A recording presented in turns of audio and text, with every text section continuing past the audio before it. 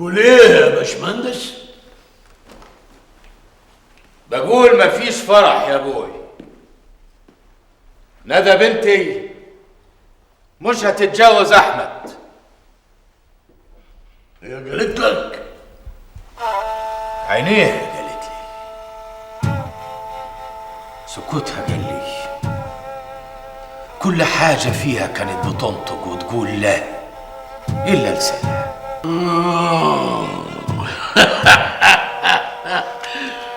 ده بيتهيألك يا باشمهندس. ندى ما تكسرش كلام ابدا. يا حاج عبد الجليل، ما تسيب البت تعيش حياتها، مفيش داعي تخليها تدفع تمن غلطة هي ملهاش ذنب فيها. لا، طول ما انا عايش محدش هيقدر يخرج عن طوعي، محدش يقدر يكسر كلامي. ومحدش عايز يكسر كلامك يا ابوي، بس خلاص العمر ما عادش فيه. سيب العيال بقى يعيشوا حياتهم. نفس كلامك زمان، وهنا في نفس المكان ده السنة اللي طلعت الصح وانت اللي طلعت غلط.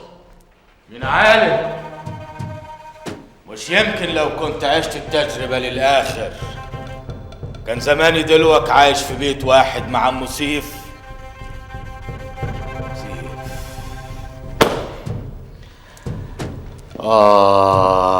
يا ولدي، ده انت ما شفتش يا ابويا سيف كان حالته ايه لما عرف ان امه عايشه، وان احنا كلنا فضلنا مخبيين عليه الحقيقه العمر ده كله. وما قلتلوش ليه ان ده كان لصالحه وصالحك وصالح الكل؟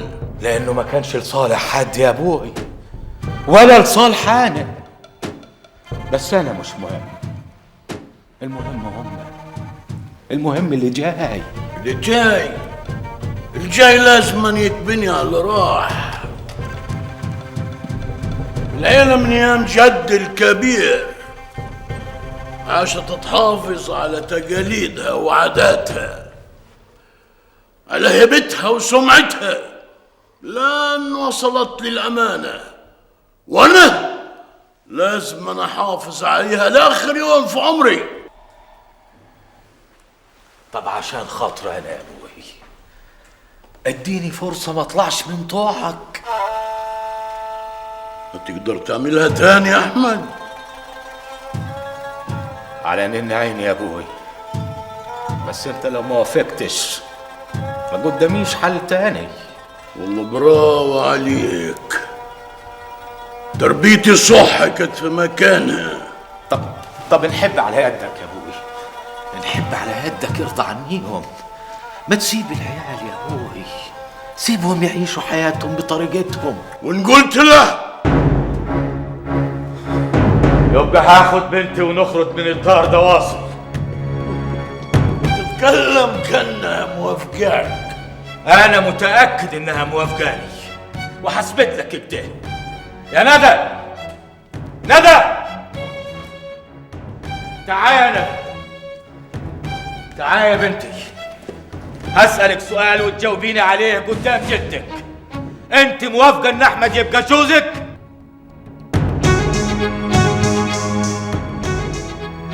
ما سمعتش ردها يعني، ما قالتش حاجة. قولي يا بنتي ده مفيش حاجة في الدنيا دي كلها تستاهل انك تعيشي بقية عمرك وقلبك مكسور زي ابوكي. قولي يا ندى، انت موافقة ان احمد يبقى جوزك ويتقفل عليكم باب واحد؟ برضك ما قالتش حاجة. انا قلت لك بيتهيألك يا ولدي. يا ابوي يا بنتي، قولي لا، ريحي قلبك وقلبي. برافو عليك يا دكتورة، برافو عليك يا بنتي. كنت متأكد انك ما هتكسريش كلامي. يا ندى، يا ندى يا بنتي، الحقي روحك وقولي لا.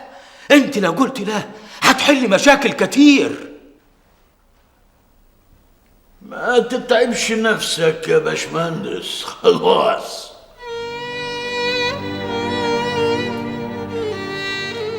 ما تبكيش يا بنتي، انا مش زعلان منك.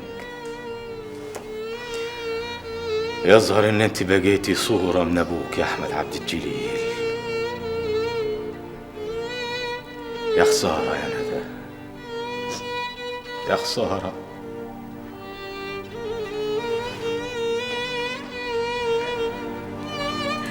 لكن انا من واجبي يا ابوي ان اقول لك ان فرح ادهم ولدي وولدك بعد بكره. ما عرفش ليه كان عندي احساس ان احنا هنروحوا الفرح ده كلنا مع بعض، انا وانت والدكتوره. لكن يظهر ان انا كنت غلطان. مش جديده، ما انا طول عمري كنت غلطان، طول عمري كنت غلطان، طول عمري.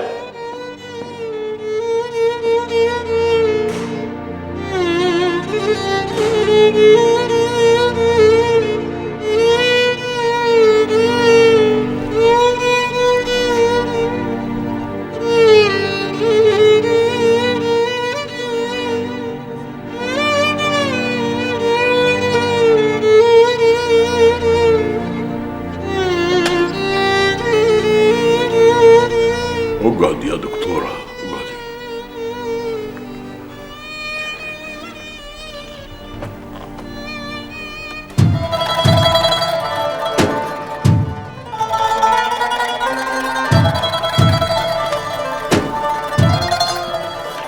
بكفاياك يا بنتي، بكفاياك دموع.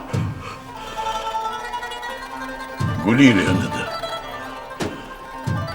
مين أكتر واحد بيعزك في الدنيا؟ انت يا جدي. ومين أكتر واحد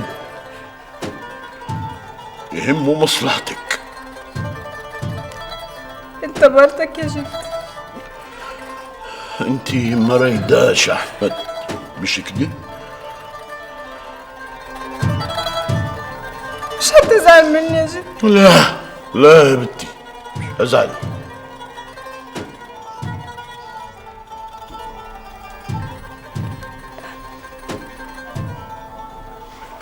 خلاص قلتيها، قلتيها وسمعتها بقلبي. انا اسفه يا جدي.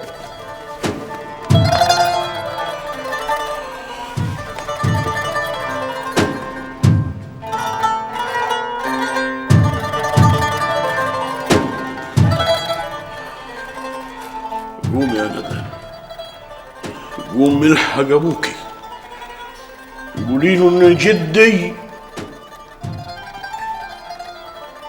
يحضر الفرح. قومي.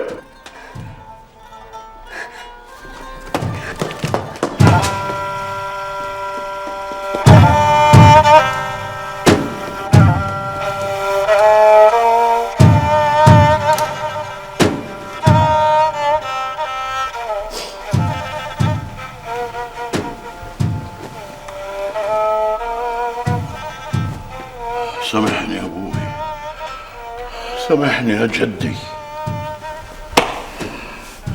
سامحوني كلكم. ما قدرتش، الزمن اتغير، الزمن ده غير زمنكم، ما قدرتش اقف قصاده، ضعفت. سامحوني.